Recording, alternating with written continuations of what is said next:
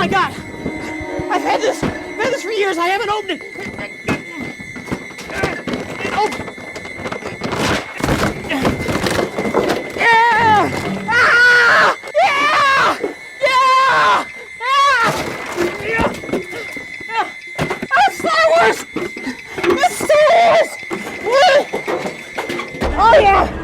Oh yeah, I fucking love Star Wars!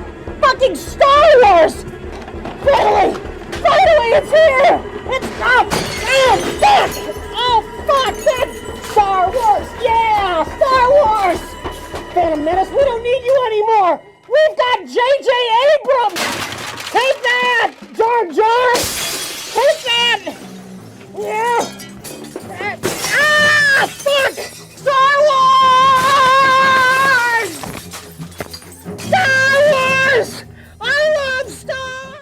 There's not a lot about this movie that hasn't already been covered, but I'll try my best to be original. Unlike Disney Star Wars, which is just plagiarizing other people's work. Unfortunately, I don't really have a lot to say about this movie, but I'll start with Han Solo and his character, and his dynamics with Ben Solo and Rey. Him returning to the fringe after Ben falls to the dark side works for me. It is regression in his character, but at this point, I don't give a fuck. Maybe if I was more invested in that character when I first saw it, I would have the same issue people had when they watched the movie for the first time, but I don't care about this Disney canon. And following on from that, I do think his death works as well. Maybe it's just because the scene was well acted on Adam Driver's part, I don't know.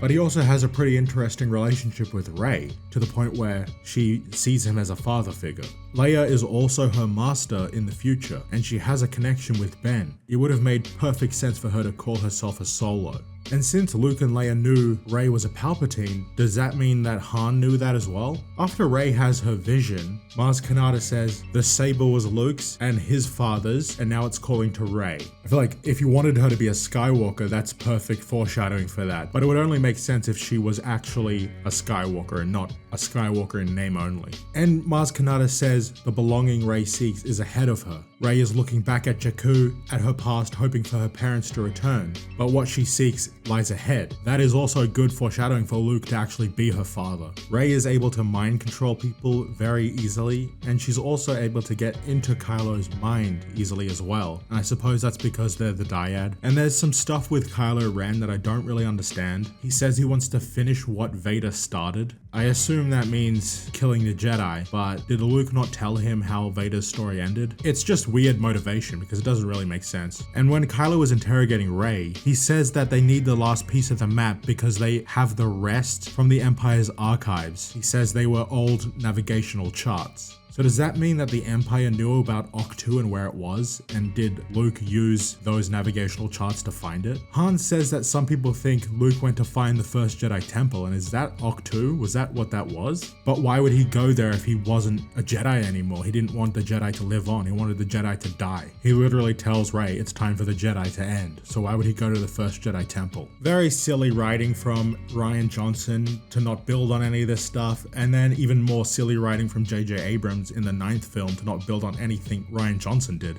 And I had this thought while watching, I think the Resistance should have been called something else. Like, I guess they're the Resistance to the First Order, but they are being secretly aided by the Republic in some aspect. I don't really know how to explain it, but they should have been called something else. And then we have Starkiller Base, which is kind of an interesting inclusion, but also is pretty absurd. It's called a hyper light speed weapon, and it draws the power from Ilum's sun, the sun next to Starkiller Base. So basically what it does is shoot lasers at light speed, and that's how it's able to hit other star systems. Very crazy. How is that even designed? Who even thinks of that? But I do kind of appreciate that it took them from Revenge of the Sith all the way till this movie to actually complete the weapon.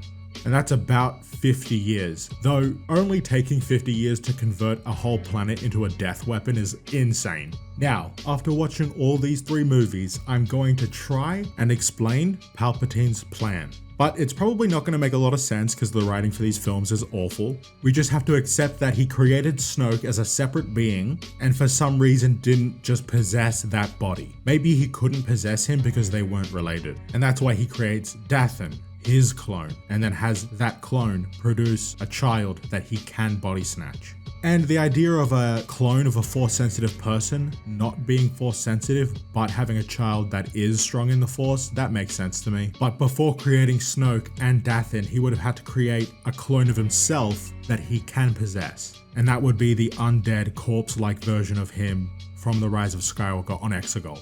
Then he tries to create a different clone that's a better, more functioning body, which would be Dathan, but it's not Force sensitive. So he chooses to have Dathan continue the Palpatine line so he can get someone to possess. And when Rey's parents discover that's the plan, they flee and hide Rey somewhere on Jakku. And because Luke and Leia knew that Rey was a Palpatine, they had to have gone to Luke and Leia for help. Palpatine uses Snoke to corrupt Ben Solo to the dark side and destroy Luke's Jedi Academy and to kill Luke. But Luke survives and then goes into hiding. The First Order used Starkiller Base to destroy the Republic and then establish their control over the galaxy, which begins the plans for the Final Order to take over. I think Palpatine would have wanted Kylo to kill Snoke like a Sith would kill their master, take control of the First Order, and then be lured to Exegol, and then be sent after Rey to kill her, hoping that Rey would actually kill him and then come to face Palpatine alone. And then when she faces him, he would have taken her body and then sent the Final Order to destroy everyone who stood against him. And that was his plan. Sounds pretty fucking stupid if you ask me. That could be because I'm wrong, or because the writing is shit, or both. Trying to make sense out of the story in the sequel trilogy is really hard to do when there was no plan. But hey, I tried my best. This is not exactly a boring movie, but it has nothing going for it. It's just nothing. It's a nothing film. And I think because of The Last Jedi and Rise of Skywalker, this movie is even worse. I think if The Rise of Skywalker actually built on The Last Jedi in any meaningful way, this trilogy would be a lot better. Only if The Last Jedi was a better movie though. And The Last Jedi would have been a better movie if The Force Awakens was a better movie. But the start of this trilogy was incredibly mediocre, and to a lot of people it just got progressively worse. Before this rewatch, I literally couldn't remember the last time I had seen this film. It's kind of forgettable actually. A lot of Disney defenders will say The Last Jedi took risks and that's why it's so good, but I don't think so. I don't think it really took any risks. It was just bad. It just had bad writing. And I think it all starts from the fact that J.J. Abrams and Lucasfilm had no creative ambition at all. There's nothing interesting or exciting about this movie. It's the most mid Star Wars film I've ever seen. Rogue One is pretty boring, but I'd say it's better than this. Even Solo was better than this film. It's definitely a weird experience watching these movies in reverse order, and they were way more disappointing each time I watched the next movie. The Rise of Skywalker is so stupid, and I was still let down by The Last Jedi even though I had low expectations, and I was even more disappointed by this film. It's really crazy. I don't think Disney have really put out anything that is that interesting or worth watching.